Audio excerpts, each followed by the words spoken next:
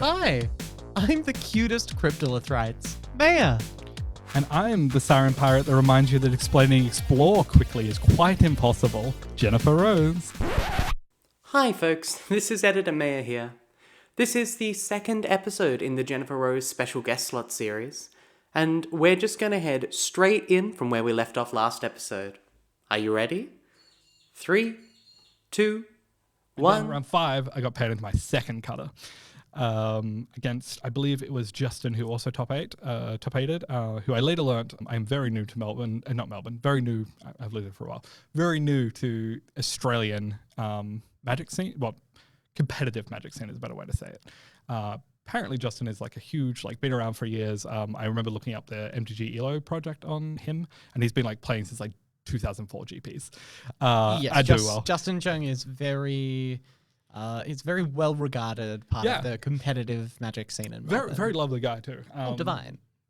Very, very good at Magic. Yeah. Oh yeah, he crushed me 2-0. I barely had a chance. Game 1, I made a small mistake. He capitalized on it and just punished me super hard. And then game 2, I demeared it, drew too many lands, and died super quick. I think he had 2 cutters as well, and it's 2 cutters is unbeatable. And Demir, you cannot deal with that.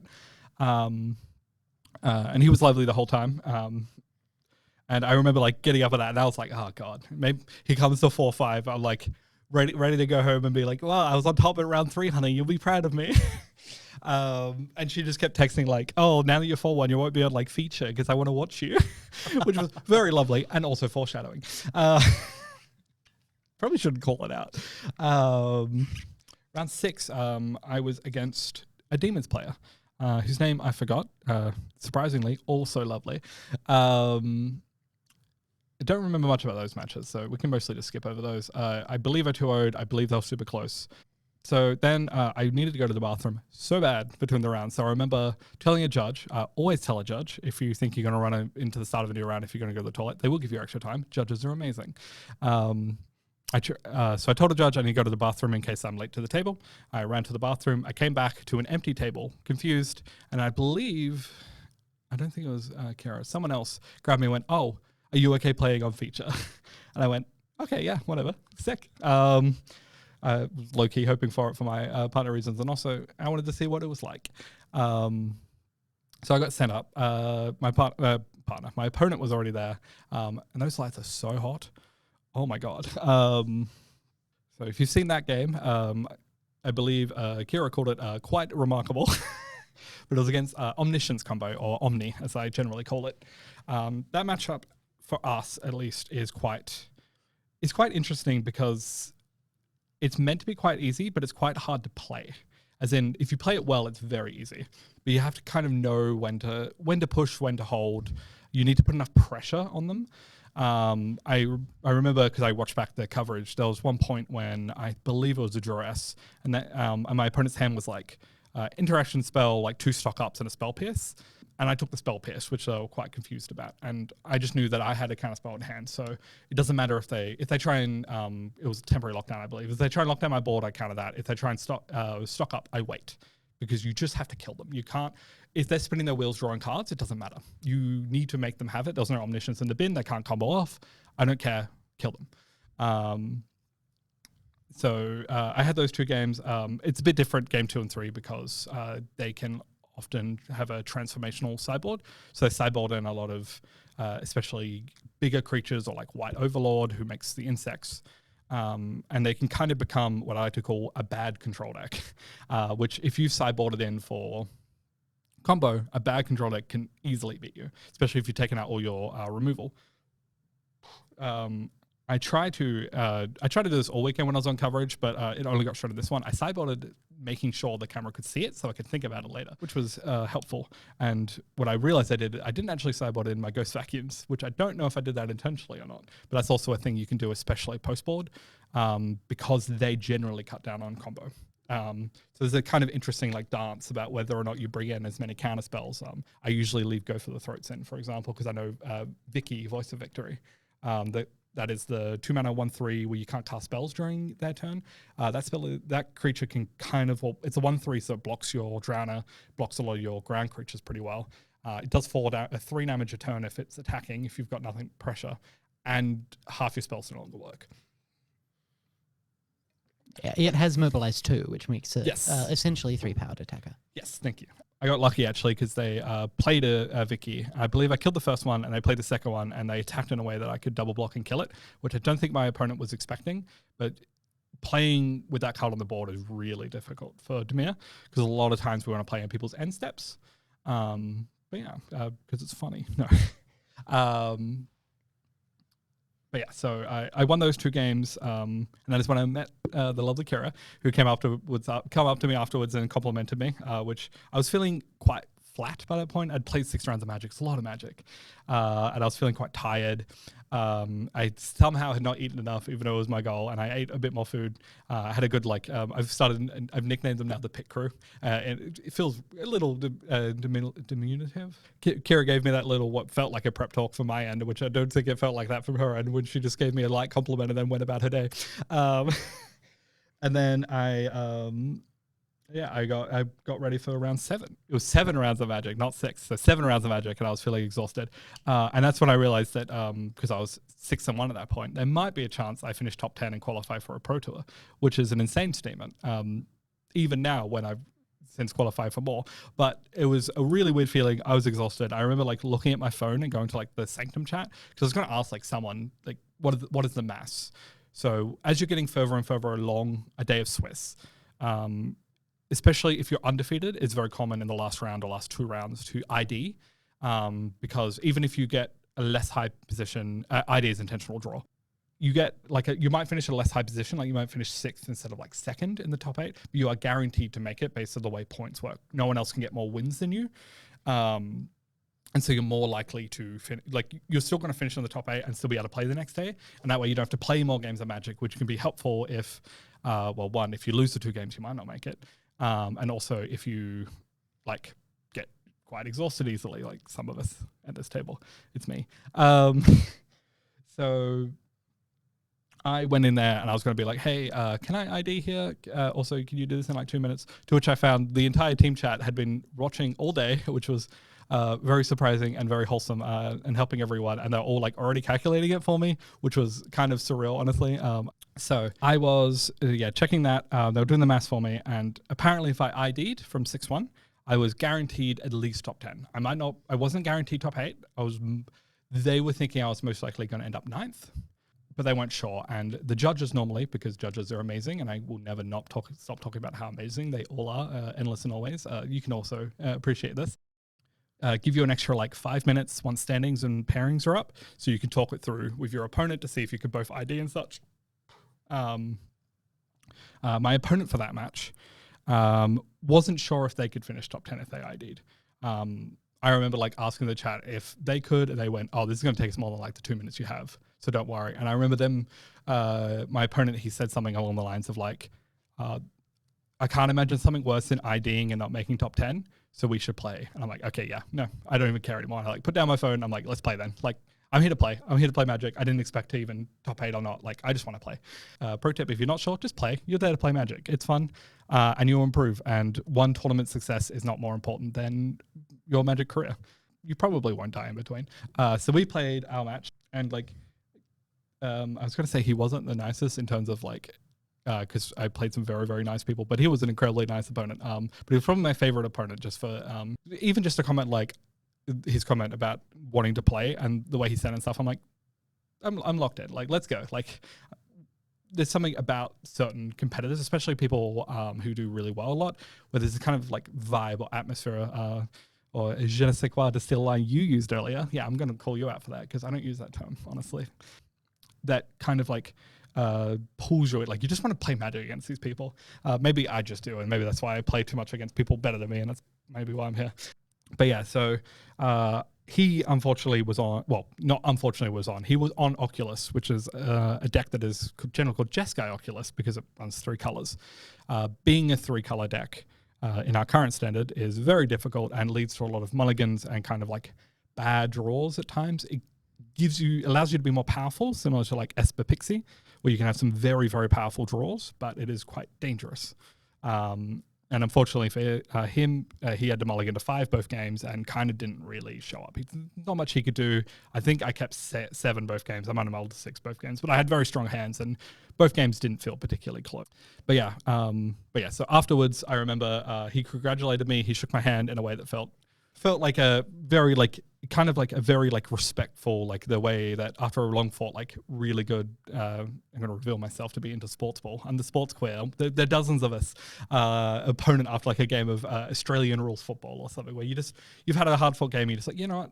I really enjoyed that. And that was a really good feeling, especially because he did in no ways enjoyed that match. And he packed up his stuff and let me just like kind of simmer in the feeling, especially because I'd finished so early. All my other teammates were still playing. I remember just like sitting there and just being like, oh, guess I'm going to a pro tour and I'm guessing in the top 8. This is really weird.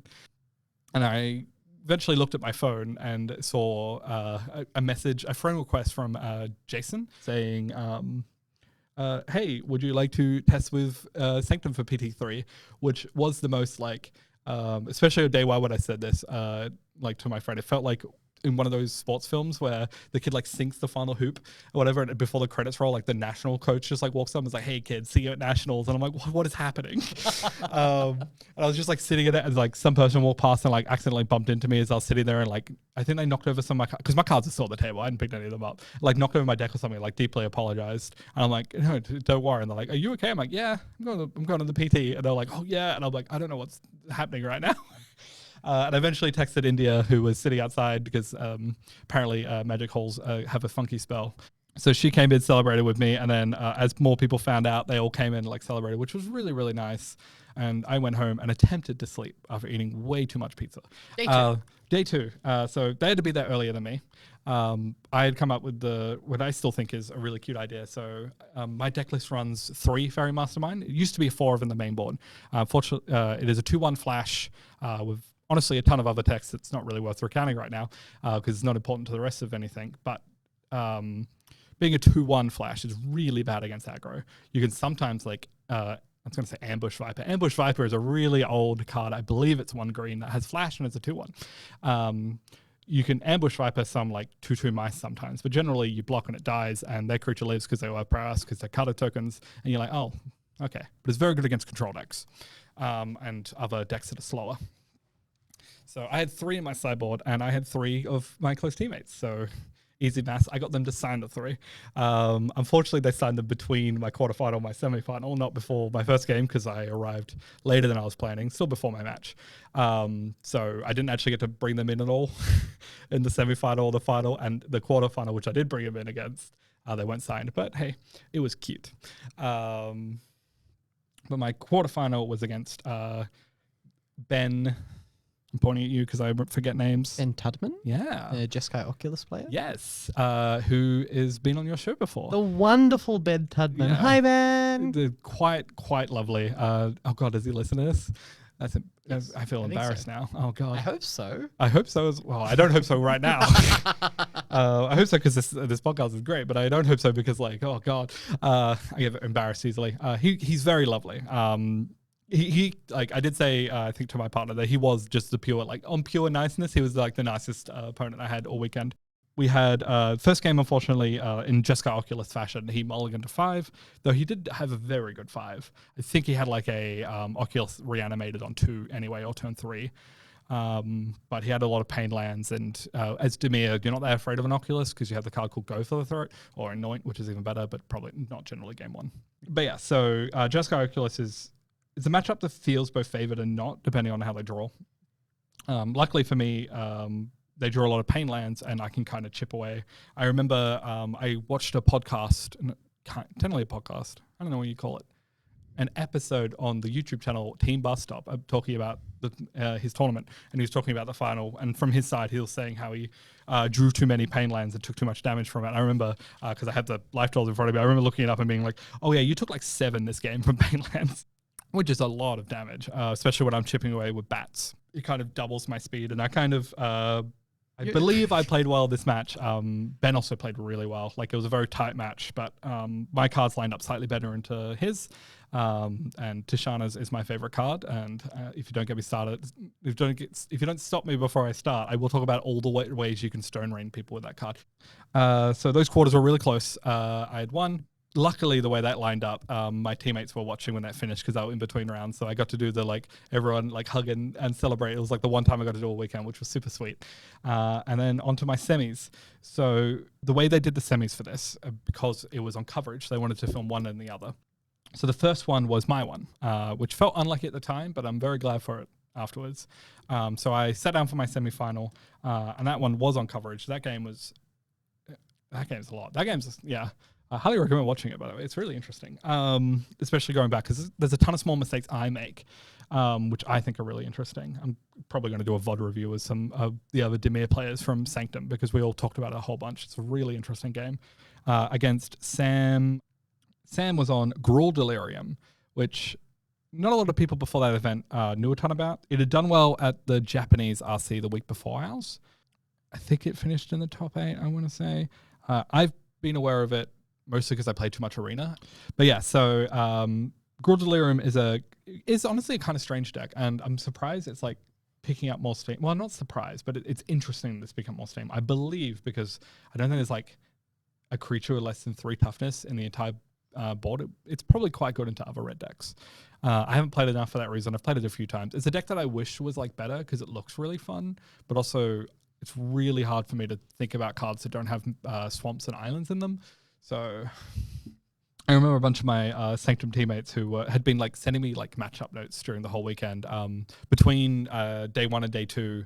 One of them technically it isn't a Sanctum member, but 2 Sanctum members from Sanctum member and non-Sanctum member from Ryan's Discord, Ryan and a friend, were testing my list against the Oculus list because it was a strange Oculus list, Ben's list, to give me notes between, which was a really weird and super nice feeling, and feel a strong desire to try and be a good teammate for the rest of Sanctum now that I got the opportunity, which is really weird. And yeah, teams are great. Join them. Be cool to your friends. Friends are so good. Friends are great. 10 out of 10 would recommend. Anyway, back to the match. A lot of people were just I don't know what you're meant to do about them, those decks. And I remember listening to coverage afterwards and talking to some people about it and stuff, about certain cards Cut Down and Go for the Throat line up quite poorly into Gruel because a lot of the creatures are artifacts. So I guess that's the artifact deck I was mentioning earlier that you kind of struggle into. I believe I actually kept most of my Cut Downs in and most of my Go for the Throats in because maybe I cut 1 or 2. Because interestingly enough, Sam's list was interesting in the way that they had 4 of the raccoon. But yeah, so I kept in a few Go for the Throats and Cut Down stay in because you can occasionally snag the 3/2, the Wickerfolk, Wildfire Wickerfolk, yes. The 3/2 that becomes a 4/3 if they have Delirium. You can occasionally snag that, especially if you can turn off Delirium and snag it with a Cut Down. It feels really good. And also FOMO, Fear of Missing Out, which is probably the best card in the deck, probably the best card also in the Oculus deck. It's a very, very good card. Bad moment when they were empty-handed, drew FOMO and played 2 creatures in that one turn, and I was super dead after that. Oh no, I believe they top deck, they look at the top 6 and then played a FOMO off it and either drew a card that was another creature or a haste creature or something. And I'm oh god, I just got rolled. Yeah, so FOMO is a card that has to die, mostly not because of that first trigger, but the second one. The second one is if you have Delirium, when you attack, you may untap target creature. And if you do, I believe there's an if you do in there, you get another combat step. So that can make certain mass really hard. And Sam and Gruel in general usually runs multiple copies of Overprotect. Sure. Yeah, because it's funny. It's a cute card. And the flavor text is really funny. It references some character we've never seen before. And it's oh, you really protected him. I'm yep, probably you did. Yeah, amazing. But yes, so you generally want to keep some amount of cut downs and some amount of removal in for that. Game 1, I remember being really tight. I kept 2 lands on the draw. I hate Dimir. I think I drew my 3rd land on turn 5, I want to say, maybe turn 6. I think I played 2 and cracked 2 maps between those points. I had 2/2/2 Sirens for a while. Gave a very strong look of vanquish there. It's magic. It's not bad. It's Dimir. I wish we had any good filtering. We used to run the 1 mana 1/1 fairy that surveils 1 when it enters, just because it's God, I wish I could filter my deck, please, a little bit. Let me have some control of what I draw, please. you can't. Not allowed nice things. No, that's only for decks with cantrips. I hate color. Should stop saying I hate things. I like Magic a lot, actually. And Friends. Woo. Woo, 10 out of 10. Would recommend. But yeah, so game 1, I very much struggled through it. I feel like that game 1 is a very good display of like what a lot of people get wrong in Dimir, as I was mentioning earlier, and again, don't know if it'll be on the final audio track because I've talked a lot, is that Dimir, you need to be attacking. You need to be chipping away life total. Dimir struggles against a lot of decks to win late games. I don't think Dimir is a late game deck. Again, my hot take is Dimir is an aggro deck. Dimir needs to kind of chip away, especially against aggro decks. There's this common kind of pattern or arc throughout a lot of games where you play a Siren or you play a Drowner early, you chip away like 8 points of damage. You get into like 12. Then you stabilize with a Preacher. Most of the time when your Preacher's attacking, that's kind of some of the chip damage. Once you get to like 12, 10, draw like a Shieldred or you'll draw a Gix command. And you can kind of have a turn, or if you have a Kaido, where you can like animate Reef, tap something down with Kaido and attack for like 12. And you just kind of blow someone up out of nowhere. It's a very, very common thing, especially if you can like use your removal while to slow them down so you're like dying a lot. Like if I went through these life totals here, a lot of times it's like I went down to 5 before killing them. I went down to 4 before dying in this case. I went down to 3 before having a turn where I killed them from 8. You kind of have a lot of sense where it's just about not dying long enough that you can blow them up at once, which is an interesting thing, and you need to be attacking in that way. Also, Spyglass Sirens, it's a terrible blocker. Don't block with, just poke them. Just poke them for 1. And turning it sideways is funny. So game 2, and finished game 1 of the semifinals. It only took an hour. Game 2 actually made a pretty bad mistake. Game 2 was super close. Sam is a very good player, and they were... again, you make a lot of small mistakes during your tournament. The best players are the ones that make you feel those small mistakes. A lot of times that's how I find you kind of really know, apart from the vibes I mentioned earlier. Like you notice when you make a tiny mistake and you're like, oh, that feels bad. And there was one particular attack where I attacked with both my Sirens because I am a Siren freak. And in my mind, I had a choice that turn between playing... I had 4 mana. I could play Enduring Curiosity, or I can play 2 Deep Cavern Bats, and I had 2 cards in hand. And I decided to play both the bats, but I knew I was going to attack with both birds if I was going to play my cat. I call Spyglass Siren birds. They are Siren pirates. They are not birds, but I will not stop. Birds in spirit. They have wings. That's close enough. Yeah. All dinosaurs are birds. So I attacked with both of them after playing both my bats, and then went, I probably should have left one back so it would die on the backswing, especially if they play a haste creature. Anyway, they played a haste creature, so I had to double block with my bats. They drew a bunch of cards, obviously, from my bats, and I died not long after. Don't decide a plan and then do the other plan and then forget that you did the other plan and did the first plan.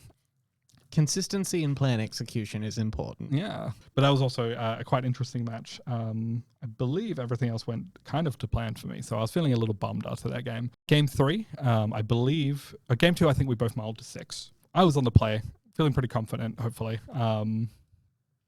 I draw my 7. No land. That's fine. We'll go to 6. I draw my 6. Yeah. I believe it was like 2 colorless lands and a blue land and a bunch of black removal. And I'm like, okay. I don't really want to go to 5, but so I go to 5. My opponent kept 7, and I feel very tilted in this moment. This is one of the moments where trying not to tilt is really important. And I remember like thinking, like my partner was at home watching and she knows what's going on. And I remember grabbing my life battery, you can actually see it. I just wrote "Grr" above like the life total. Because I had to get a little bit of grumpiness out. It doesn't feel great to roll to 5. And I got my 5 and oh my God, it's not like the best 7 I've ever seen, which is a kind of tilt in itself. But here we are. I believe it was like 3 lands, Cat, Preacher, Drowner, and like 2 removal spells or something very good like that. And then I kept 2 lands, a Preacher, and a bunch of really good 1 or 2 mana spells. Game 3 was still very close, but I drew very well that game. I think I drew like all 3 of my anoints in the top like 10, 15 cards. Even though I was on a multi 5, I started feeling very ahead very quickly. I remember at one point I was sitting there with my 2 cards in hand and I'm flicking back and forth, and it's a foil Anoint with Affliction and a non-foil Anoint with Affliction, which means it's from the sideboard. I don't have a consistent collection that requires buying cards instead of being a pack addict. Or actually with that Anoint, I found it in a 20-cent bin at a store. That card was like $8 at the time. Oh, best 20 cents I've ever spent. Value. But yeah, so I'm like flicking these 2 anoints in hand, seeing they're like 1 creature. I'm like, I feel like there's like no way I can die. I nearly died that game anyway, because Sam played really well and drew really well as well. But yeah, so very close, very good game. And I was like sat on the chair, I'm like, I don't know what this Rakdos mid-range deck is, because my opponent, Benjamin something. Ben had brought a very interesting brew that was very good at versing color, and I believe they versed color like 6 times. And so I was feeling horrible when I was doing that. And I remember one of my friends, I remember saying to my friend just how horrible I felt. And they're like, you should just like get off your phone. And I was like, yeah, that's probably true. So I didn't worry about looking at that deck that much. I just put my bag underneath my head. I laid on the floor and I listened to a really good Black Gaze album. Alcest is a very good band. If you know who they are, you're the best kind of person. I know you don't know who they are because you're giving me the look. But I laid there. I don't think I fell asleep, but I don't exactly remember everything that happened. I remember coming back to a little bit because I heard the commentator say something like, oh, we have our other finalists confirmed, and going, oh no, I need to go to the bathroom so bad. So I ran off to the bathroom, came back to the match, sculled a bottle of water in between, which was really bad because after between game 1 and 2, I had to go to the bathroom again, which made me look really sus in my opinion. Like the judge was like, hey, can I go to the bathroom again? But yeah, so I sat back under the lights. I was feeling a lot better. Naps are good, and not being under really hot lights when you have drunk water is good. Unfortunately for my opponent, I remember looking at their 75 and being like, oh, you have 1 way to kill Kaido across 75 cards, and is 2 copies of Torch the Tower, cast one after the other. I think also they had like the dinosaur that you can discard for 3 damage. They couldn't kill Kaido, is what I decided on that. Game 1, I believe I Kaido'd on turn 3 and very quickly killed them. I remember. I might not have Kaido'd game 1, but I do remember either Kaidoing and then believe I thought duress them. I was going to say Thoughtseize. I duressed them at one point, and I had 1 removal spell, and I played Shielded. So game 1 was, I don't want to call it a rout, but especially because my opponent was quite nice. Repeat the line. It was quite one-sided. Yeah, it was quite one-sided, which didn't feel exactly like my opponent's fault. The deck was not built to verse a deck like mine across the 75 either. And I remember game 2, I think it was like turn 4. I had a bunch of like derpy little flyers on the board, and I drew Kaido for turn, and I kind of knew I'd won then, and it felt really weird. And then I remember the thought going, if you lose from this moment, you're going to feel really bad about this tomorrow. So I ninjutsu'd my little siren. I love sirens so much. My little bird, she can. I ninjutsu'd my little siren, and then I got a map back because you reset it. Also, Flood Pit Strand is so good to pick up with them, but that's not siren, so we're not talking about Flood Pit Strand. We don't care. Necessary evil. I actually love Drown. I don't know why I'm pretending not to. It has the word flash on it. Come on. It's pretty good. Yeah. So I ninjutsu, and then I think I played a few more cards. They didn't really matter. Again, they couldn't kill any of my big creatures, and I believe they were only on 1 black mana because I didn't draw a second black land for ages, so they can only do like 1 thing a turn, and so they kind of got a little crushed. And yeah, so I guess I win. Really, really weird at that moment. My opponent got up and left, and yeah, that was a very weird feeling. My phone was exploding in my handbag, I believe, but I didn't look at it because I was mostly dying, and then I had to go do media, which is weird to do, but honestly good because it gives you time to like debrief, which is weirdly good. They announced they won in front of everyone, which was a lot.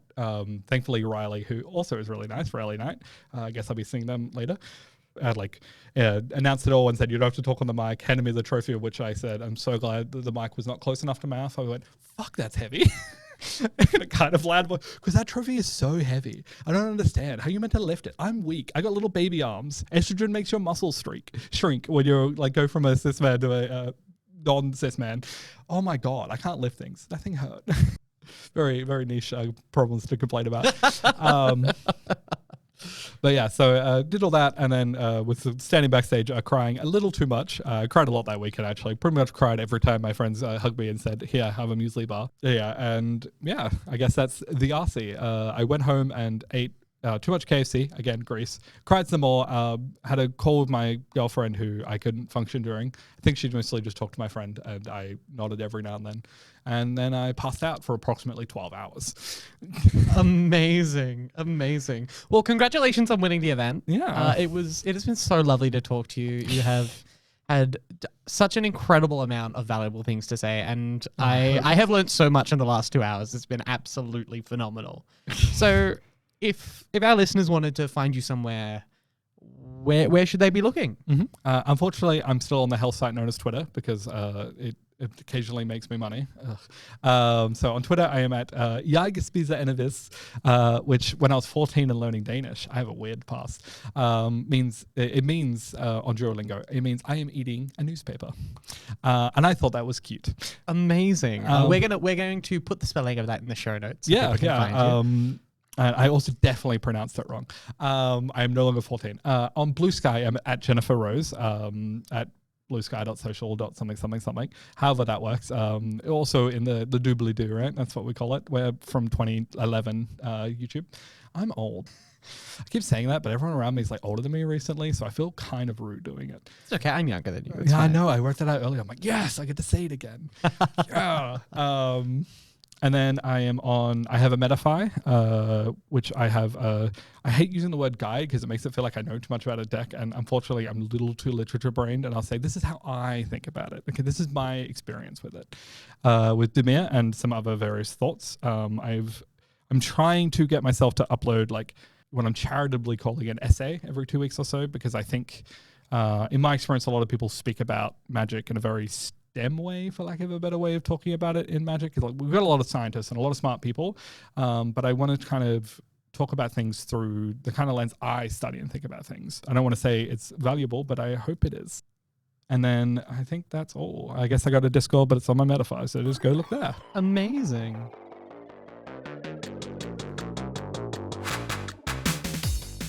With all that said, that's all we have time for today. We look forward to seeing you again next week. New episodes release on Mondays at 11 a.m. Australian Eastern Standard Time. Until then, you can keep track of all our releases at Raise MTG on both Instagram and Blue Sky. You can find Kira on the same platforms at kirabobira.jpg on Instagram and kirabobira on Blue Sky, and myself at Meia MTG on both platforms. A big thank you to the State Library of Victoria for the ongoing use of their space. Until next week. When the task spilled over into undeath, he stopped calling it his life.